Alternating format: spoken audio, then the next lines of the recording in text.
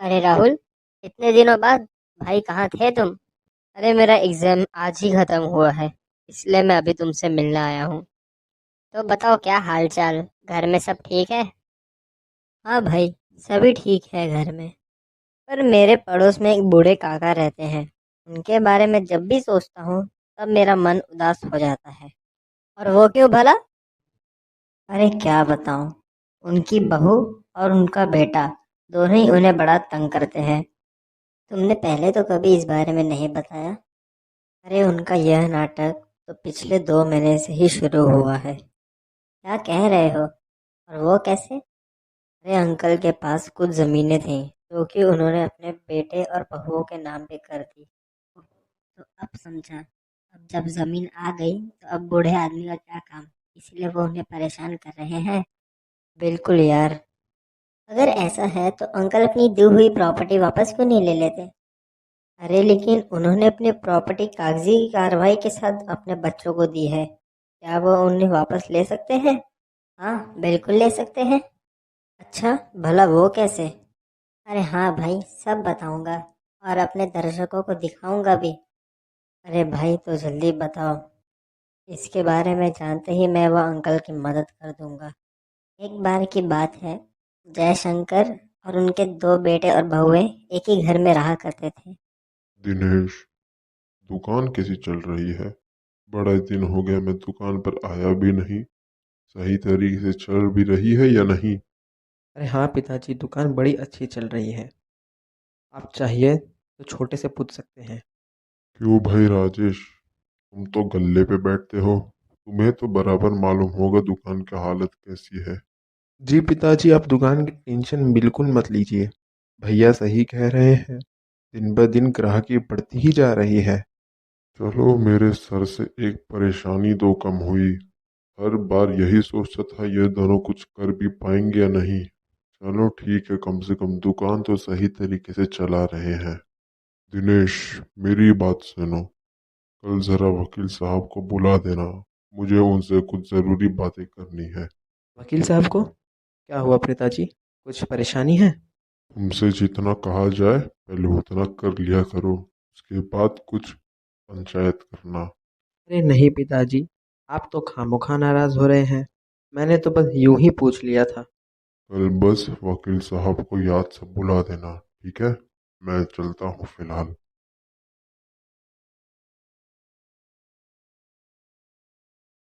क्या लगता है छोटे, पिताजी ने वकील साहब को बुलाने के लिए क्यों कहा होगा? अरे भैया, आप खामोखा चिंता कर रहे हैं। पिताजी का कुछ निजी काम होगा, हमें उससे क्या। आपको जो बोला है वो कर लीजिए। क्या हुआ? वकील साहब को बुलाने के लिए कहा था, भूल तो नहीं गए? आज आए नहीं वो? मेरी उनसे बात हुई है पिताजी, वह अभी आते ही होंगे। जी सर, दिनेश जी ने मुझे बुलवाया। क्या आपको मुझसे कुछ काम था? जी हाँ वकील साहब, आपसे काम तो था। चलिए जरा बाहर बात करते हैं। दिनेश, तुम यहीं रुको। ठीक है सर, अभी बाहर चलते हैं। आखिर ऐसी क्या बात होगी जो पिताजी अकेले में कर रहे हैं, जिसकी हमें कोई भनक भी नहीं? देखना होगा। हाँ सर, अब बोलिए क्या बात है? देखिए वकील साहब, बात कुछ ऐसी है कि अब मुझे मेरी वसीयत बनानी है। मेरी जायदाद, घर और ज़मीन सब अपने बच्चों के नाम पे करना है। इसलिए मुझे आपकी राय चाहिए। जी सर, बिल्कुल हो जाएगा। पर इसका कोई खास कारण? वकील साहब, अब दिन ब दिन मैं थकता जा रहा हूँ। बदन में कमजोरी छा रही है। अब तो ये भी नहीं पता कि कितना और कब तक जीऊंगा और कब मर जाऊंगा। इसलिए जाने से पहले अपनी जायदाद अपने बच्चों के नाम कर देना चाहता हूँ।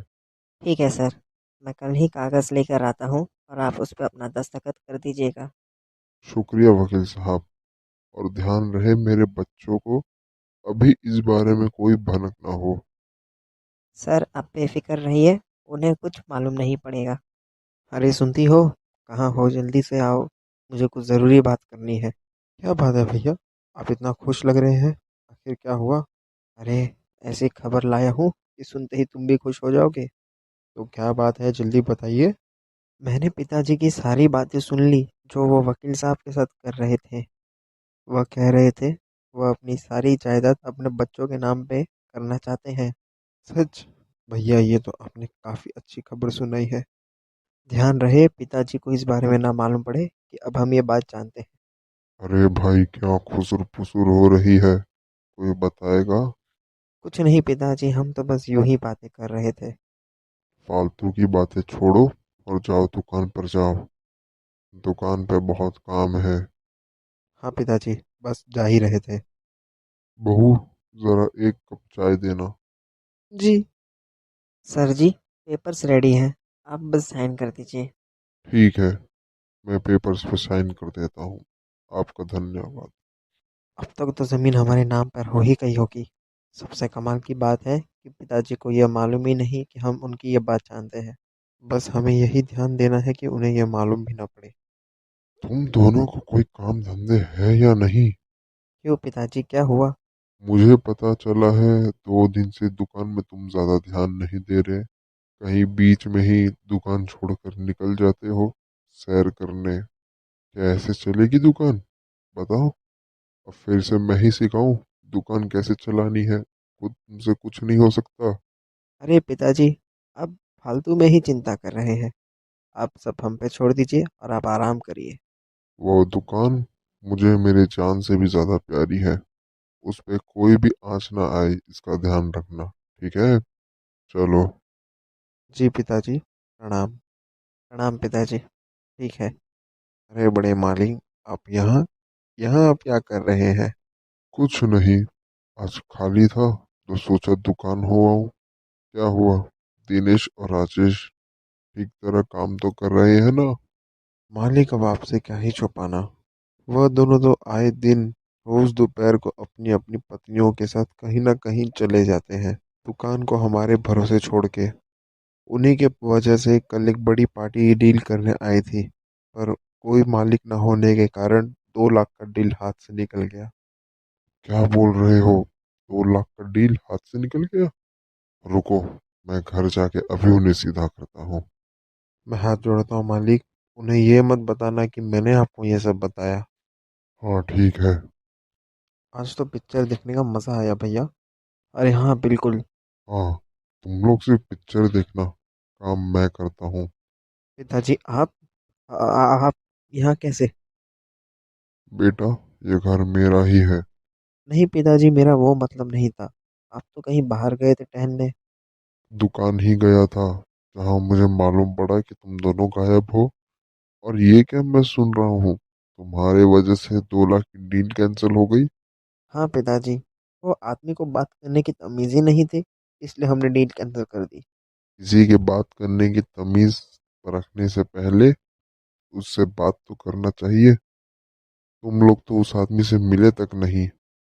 ऐसा ही चलता रहा तो दुकान को बंद करना पड़ेगा। ये बात कब समझोगे तुम लोग? बस पिताजी, हम कोई बच्चे थोड़ी हैं जो हर बात आप हमें डांटे। हमें भी पता है दुकान कैसे चलानी है। हर बात हमें आपकी ज़रूरत नहीं। हाँ पिताजी, भैया सही कह रहे हैं। यह तरीका है अपने बाप से बात करने का? आइंदा से मुझसे ऐसी बात की तो मैं घर से निकाल दूंगा तुम्हें। आह, अरे पिताजी, हमें नहीं मालूम कि आपने घर हमारे नाम पे कर दी है। ये ये बात तुम्हें किसने बताया? दीवारों के भी कान होते हैं पिताजी, इसलिए हमें ये बात मालूम पड़ गई। और अगर आपको इस घर में रहना है तो शांति से रहिए, हमें अपना काम करने दीजिए। आप अपना काम करिए और हमें रोकिएगा नहीं कोई भी काम करने से, ठीक है? चलो छोटे, अब ये हमारा कुछ नहीं कर सकते। यह क्या हो गया? अगर इस बारे में मुझे पहले मालूम होता तो मैं कभी ऐसा जायदाद का बंटवारा ना करता। कौन है जो कॉल करके परेशान कर रहा है? हाँ बोल भी, क्या हुआ? हाँ तो आ रहा हूँ ना दुकान, क्यों मेरा दिमाग खराब कर रहा है? डील होता है तो होने दे, जाता है तो जाने दे। दूसरी डील आ जाएगी। फिलहाल मैं बाहर जा रहा हूँ, बाद में आऊँगा। ऐसा मत करो बेटा, दुकान की इज्जत करो, वरना एक दिन कुछ नहीं बचेगा। आपको एक बार कहा समझ में नहीं आता? कितनी बार और कहे? अब हम जो करते हैं करने दीजिए, हम अपनी मर्जी के मालिक हैं। ठीक है? मैं तो बस सुझाव दे रहा था। किसी ने मांगा आपसे आपका सुझाव? जब तक आपसे कोई चीज़ मांगी ना जाए तब तक देने का कष्ट न करिए। काश मैंने जायदाद के बारे में भी यही सोचा होता। वो तो पिताजी आज नहीं तो कल हमारा ही होना था, भले ही आपके जिंदा रहते या आपके मरने के बाद। ये कैसे बच्चे मिले हैं मुझे, कोई मेरी नहीं सुनता। चलिए हटिए, अब मेरे सामने रोना धोना ना करिए। मुझे जाने दीजिए, बड़ा काम है मुझे। मैं सोच रहा था क्यों ना हम ये दुकान बंद करके कोई दूसरा बिजनेस ट्राई करें। हम्म, कर तो सकते हैं वैसे। ये तुम क्या कह रहे हो? जिस बिजनेस ने हमें इतना मुनाफा दिया, अब तुम उसे ही बंद कर दोगे? अरे भाई, मैं तो तंग आ गया हूँ इनसे। कितनी बार कहा है हमारे बीच में ना बोला करें। पापा, आपको एक बार कही समझ में नहीं आती, कितनी बार और कहें। बेटा, उस दुकान में मेरी जान बसती है। बहुत मेहनत करके उस दुकान को मैंने इस मुकाम तक लाया था। ठीक है, तो कोई बड़ा तीर नहीं मार दिया। हाँ, आप जो कर सकते थे हम भी कर सकते हैं, इसमें कोई बड़ी बात नहीं। इसलिए हम कोई दूसरा बिजनेस का सोच रहे हैं। चलिए भैया, यहाँ से चलते हैं, नहीं तो ये ऐसे ही परेशान करेंगे।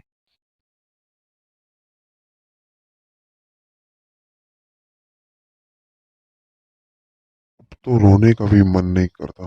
रो रो कर भी थक गया हूँ। हे भगवान, मैंने ऐसी क्या गलती की जो मुझे ऐसा सजा दे रहे हो?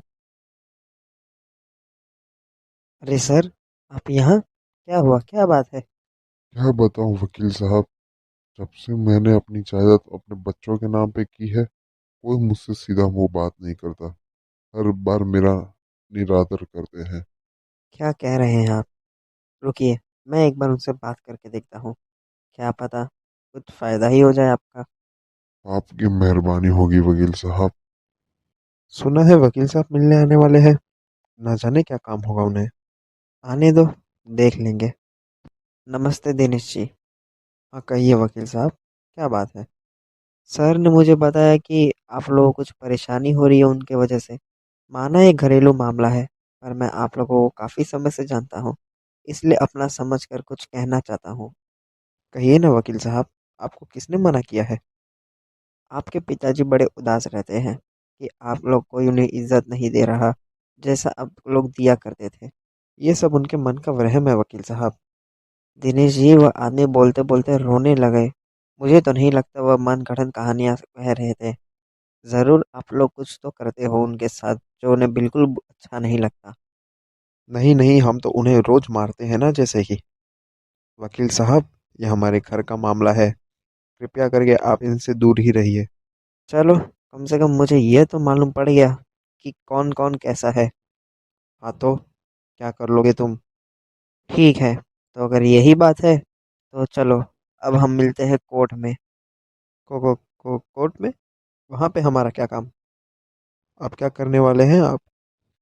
सभी जायदाद के पेपर्स पे अब हमारा नाम है, पिताजी के सिग्नेचर के साथ। अब आप हमारा कुछ नहीं कर सकते वकील साहब। ये तो आपको कोर्ट में ही मालूम पड़ेगा। तो ठीक है, हम कोर्ट में ही मिलते हैं। लेकिन एक बात याद रखना, तब तक के लिए हम अपने पिताजी को इस घर से बेदखल करते हैं। ठीक है, कोई बात नहीं।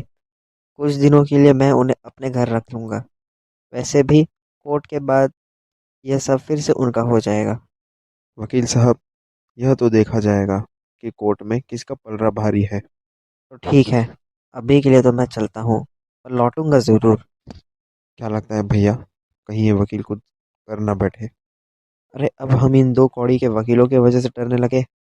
बस नहीं, हम भी देखते हैं कोर्ट में कोई हमारा क्या ही बिगाड़ लेगा। वकील साहब, केस हम जीतेंगे तो सही ना? सर अब बेफिक्र रहिए, मैंने जब बोला है तो हम ही केस जीतेंगे। भैया, क्या हमारे वकील हमें केस जिता पाएंगे? हाँ छोटे, बिल्कुल। सभी सबूतों और गवाहों को मद्देनजर रखते हुए ये अदालत यह नतीजे पर पहुंची है कि जमीन तो कानूनी रूप से जयशंकर जी ने अपने बच्चों के नाम पे की थी, तो इसलिए वह जमीन और सारी जायदाद उन बच्चों के नाम पर होती है। पर भारत सरकार के नए कानून के आधार पे, मेरा मतलब according to section 23 of senior citizen and parents act and maintenance 2007, अगर कोई बच्चा अपने पिता या माताजी के साथ दुर्व्यवहार करता है, उनका ख्याल नहीं रखता, तो वो माँ बाप अपनी जायदाद जो उनकी खुद की है और ना ही उनके पुरखों की, वह अपनी जायदाद वापस ले सकते हैं अपने बच्चों से। इसके बावजूद कि उन्होंने अपनी साबित जायदाद अपने बच्चों के नाम कर दी हो। इसलिए इस केस में जयशंकर जी अपनी सभी जायदाद अपने बच्चों से वापस ले सकते हैं। The case is adjourned. शुक्रिया वकील साहब, आपके बदौलत मुझे मेरी जायदाद वापस मिली है। अरे कोई बात नहीं सर, ये तो मेरा फर्ज था। भैया, हमसे बहुत बड़ी भूल हो गई। जायदाद के लालच में हम अपने पिताजी को आदर सम्मान देना ही भूल गए। गलती तो मेरी है। पैसों के लालच में मैं ही था जो सबसे पहले बहक गया। अब क्या होगा भैया? अब तो जो भी होगा वो पिताजी के हाथों में है। पिताजी हमें माफ़ कर दीजिए, प्लीज़ माफ़ कर दीजिए। अगर आप हमें माफ़ नहीं भी करना चाहते तो कोई बात नहीं, हम यहाँ से चले जाएंगे। और जाओगे कहाँ पे? ठीक है चलो, मैंने तुम्हें माफ किया, पर तुम्हारी इस हरकत को मैं कभी भूल नहीं सकता। ना ही मैं यह गलती वापस करूंगा अपनी जायदाद बांटने का। तुम्हें मैं इसलिए माफ कर रहा हूँ कि मैं अपने पोता और पोतियों से दूर नहीं होना चाहता। ठीक है? ठीक है पिताजी, आपका शुक्रिया। अगली बार हम ऐसा कोई भी कदम नहीं उठाएंगे। हमें माफ़ कर दीजिए। ठीक है, जाओ दुकान पे जाके ध्यान दो। तो इसका मतलब जयशंकर जी ने उन्हें माफ कर दिया। अरे भाई, माफ कैसे ना करते, आखिर जैसे भी थे वो उनके बेटे थे। हाँ, लेकिन उन्होंने फिर कभी प्रॉपर्टी का बंटवारा नहीं किया। उन्होंने अपने इस गलती से सीख ली और आगे बढ़े, और आज वो हंसी खुशी रह रहे हैं। अरे वाह, चलो, अच्छा हुआ तुमने मुझे इस केस के बारे में बताया। अब मैं जाके वो अंकल की भी मदद कर सकता हूँ।